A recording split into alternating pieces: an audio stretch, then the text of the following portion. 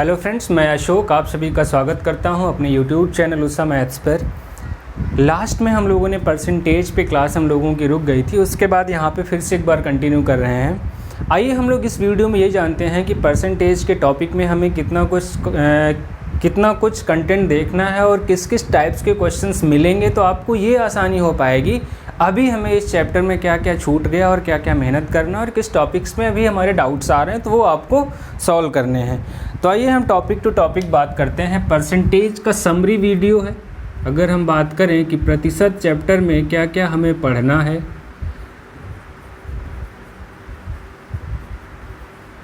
ठीक है। अगर हम टॉपिक 1 की बात करें तो बहुत ही बेसिक से है यहाँ पे सारी चीज़ें। टॉपिक 1 में हम लोगों ने क्या पढ़ा था? प्रतिशत को किस में चेंज करना? भिन्न में। प्रतिशत को क्या बनाना? भिन्न बनाना। एक छोटा सा टॉपिक है, छोटी सी बात है। टॉपिक नंबर 2 में हम लोगों ने क्या सीखा था? भिन्न को प्रतिशत बनाना। अगर कहीं पे कोई भिन्न दी गई है तो उसको हम प्रतिशत में कैसे चेंज करेंगे, ठीक है। अब देखिए, टॉपिक नंबर 1 और 2 आपको सिर्फ बेसिक समझने के लिए हैं कि परसेंटेज का बेसिक मतलब क्या है और कैसे हम यहाँ पे चेंज करते हैं, प्रतिशत को कैसे बदलते हैं। अगर हम टॉपिक नंबर 3 की बात करें तो टॉपिक नंबर 3 में हम लोगों ने क्या पढ़ा था? किसी भी प्रतिशत को भिन्न में बदलने का अर्थ, प्रतिशत को भिन्न में बदलने का अर्थ। मतलब यहाँ पे क्या था? अगर किसी क्वेश्चन में लिखा है कि एक संख्या में 20% की वृद्धि होती है तो इसको हम 2 तरीके से समझते हैं। एक तो 20% का मतलब अगर हम संख्या को 100 मानेंगे, 20% की वृद्धि होती है तो 120 लिखेंगे। यह हम लोग एक दूसरा तरीका फ्रैक्शन वाला लगाते हैं। अगर 20% है तो इसको भिन्न में लिखेंगे तो 1/5। अब क्या बात कर रहे हैं कि 20% की वृद्धि होती है, इसका मतलब 5 पर 1 की वृद्धि होती है। इसका मतलब पहले कोई संख्या 5 रही होगी, अगर 20% बढ़ जाएगा तो 6। तो इस टॉपिक में पूरा हम जानेंगे कि कैसे क्वेश्चंस को जो भी परसेंटेज लिखा रहेगा उसे भिन्न में हम कन्वर्ट करके कैसे आसानी से कैलकुलेशन ईजी कर सकते हैं। आगे मैं बात करता हूँ आपसे टॉपिक नंबर 4। अगर हम टॉपिक नंबर 4 में बात करें तो एक बेसिक बात हम लोगों ने और सीखी है। टॉपिक नंबर 4A, यहाँ पे 2 हैं इसके। टॉपिक नंबर 4A, जैसे कहीं पे लिखा जाए 20/70 का कितना प्रतिशत है? 20/70 का कितना प्रतिशत है? देखिए, ये कॉन्सेप्ट आपको समझना इसलिए ज़रूरी है, जैसे सवाल में आएगा राम की आय मोहन की आय का कितना प्रतिशत है, तो ये आपको पता होना चाहिए, ठीक है। अगले टॉपिक में हम लोगों ने क्या सीखेंगे? टॉपिक 4B से क्या संबंधित है? अब लिख दिया जाए 20/70 से कितने प्रतिशत कम या ज़्यादा है? कितने प्रतिशत कम या ज़्यादा है, ठीक है। एक बात ये भी हो सकती है कि जो हमारा 20 है 70 से कितने प्रतिशत कम या ज़्यादा है। देखिए, अगर आप इस चैप्टर में बेसिक सीखे रहेंगे तो फिर ज़्यादा चैलेंजेस नहीं आने वाले, बस थोड़ा सा आप प्रैक्टिस करेंगे। क्या लिखा? 20/70 से कितना प्रतिशत ज़्यादा या कम है, तो इस तरह के कॉन्सेप्ट को कैसे समझेंगे। टॉपिक नंबर 5 हमारा क्या है? टॉपिक नंबर 5 में हम लोग पढ़ने वाले हैं कि प्रतिशत कमी पर आधारित प्रश्न, ठीक है। टॉपिक नंबर 5 पर क्या है? प्रतिशत कमी पर आधारित प्रश्न, ठीक। टॉपिक नंबर 6 की बात करें तो टॉपिक नंबर 6 में हम लोग क्या पढ़ने वाले हैं? प्रतिशत वृद्धि पर आधारित प्रश्न,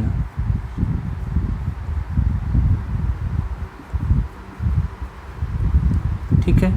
तो मैं एक एक टॉपिक को डिस्कस करूंगा, बहुत ही अच्छे से आप नोट्स बना के इसको समझते चलेंगे और धीरे धीरे सीखेंगे, कोई भी टॉपिक आपका मिस नहीं होने पाएगा।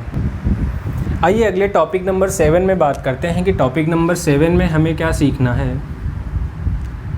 अगर हम टॉपिक नंबर 7 की बात करें तो भिन्नों के अंश और हर में प्रतिशत वृद्धि या प्रतिशत कमी पर आधारित प्रश्न।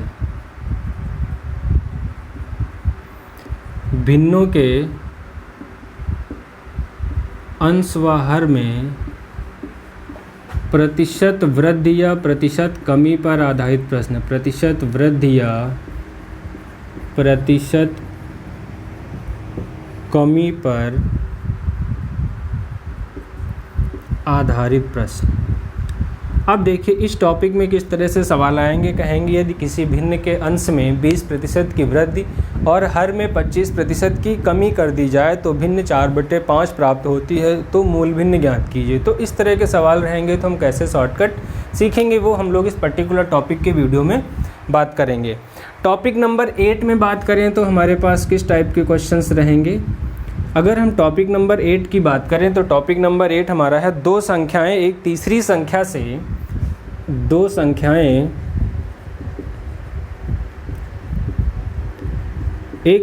संख्या से प्रतिशत वृद्धि या प्रतिशत कमी पर आधारित। प्रतिशत वृद्धि या प्रतिशत कमी पर आधारित प्रश्न।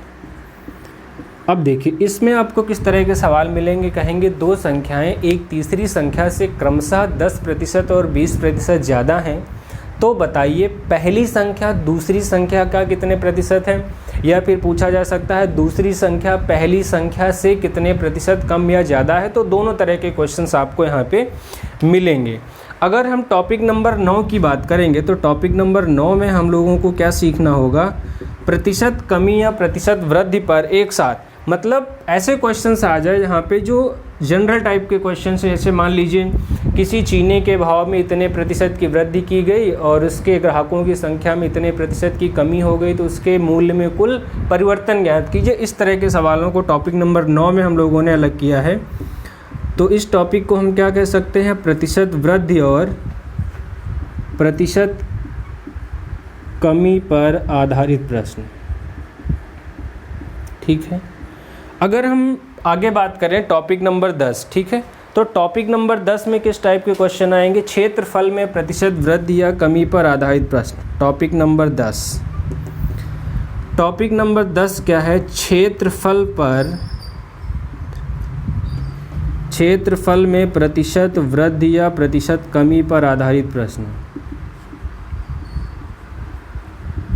प्रतिशत कमी पर आधारित प्रश्न। इसमें आपको अगर हम क्षेत्रफल की बात करेंगे तो हर तरह का आपको यहाँ पे त्रिभुज के भी क्वेश्चन मिलेंगे, वर्ग के भी क्वेश्चंस मिलेंगे, आपको आयत के भी क्वेश्चंस मिलेंगे और वृत्त के भी क्वेश्चंस मिलेंगे, और आपका समांतर चतुर्भुज भी मिलेगा, समांतर चतुर्भुज और गोले के पृष्ठ से रिलेटेड बहुत सारे क्वेश्चंस। तो इस टॉपिक में इतना कुछ हम लोगों के पास रहेगा। टॉपिक नंबर 11 की अगर हम बात करें कि टॉपिक नंबर 11 में क्या आएगा, टॉपिक नंबर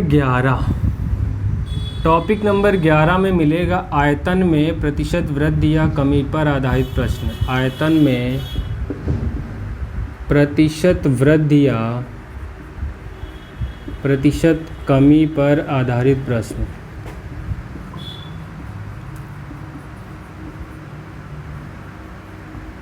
ठीक है। अब देखिए अगर हम आयतन की बात करेंगे तो कौन कौन से टॉपिक्स इसमें रहेंगे, किस किस टाइप्स के क्वेश्चन मिलेंगे।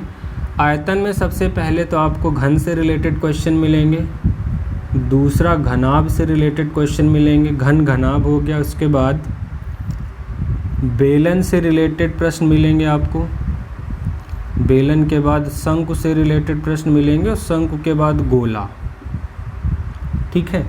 तो जैसे क्वेश्चन दिखा रहेगा कि एक घन की भुजा में 10% की वृद्धि कर दी जाए तो उसके आयतन में कितने प्रतिशत का परिवर्तन होगा, या फिर घन की भुजा में 66 से 2/3% की कमी कर दी जाए तो उसके आयतन में क्या प्रभाव होगा। तो इस तरह के क्वेश्चंस हम लोग टॉपिक नंबर 11 में सीखेंगे। ठीक है। आइए हम आगे बात करते हैं टॉपिक नंबर 12 की। टॉपिक नंबर 12 है हमारा आय और व्यय पर आधारित प्रश्न। टॉपिक नंबर 12 आय और व्यय पर आधारित प्रश्न।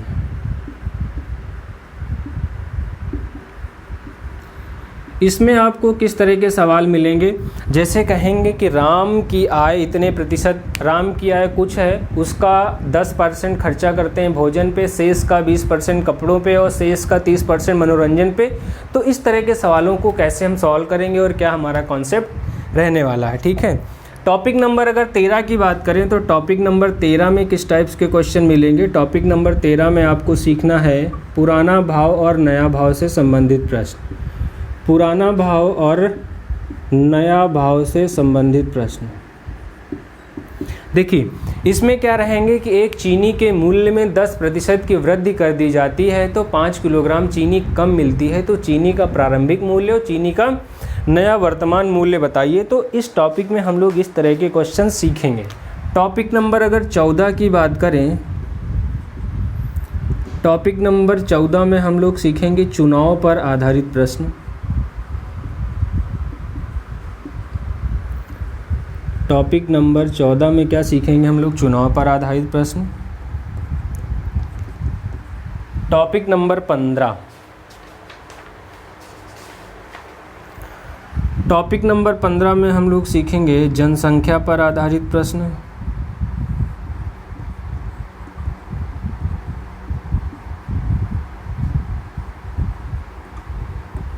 ठीक है। टॉपिक नंबर 16 में हमारे पास रहेगा परीक्षा में फेल और पास।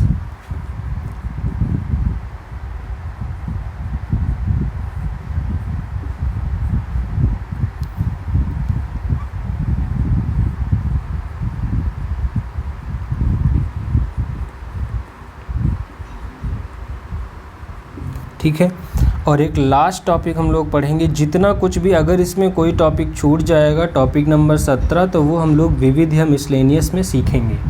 तो कुल मिला के अगर हमने परसेंटेज को कैटेगराइज किया है कि कोई भी टाइप का क्वेश्चन आपका एग्जाम में छूटने ना पाए, तो कुल मिला के आपको लगभग 16 से 17 टॉपिक सीखने हैं। और ये टॉपिक अगर आप कैटेगराइज वाइज स्पष्ट तौर पे सीख लेंगे, देखिए यहाँ पे जैसे इस टॉपिक से रिलेटेड आपको क्वेश्चंस पता चल जाएं, ठीक है, कौन कौन से क्वेश्चन, तो आपको ये आसानी रहेगी कि कौन से टॉपिक में अभी हमें डाउट है तो आप उस पर फोकस करके इस चैप्टर को पूरा कंप्लीट कर सकते हैं।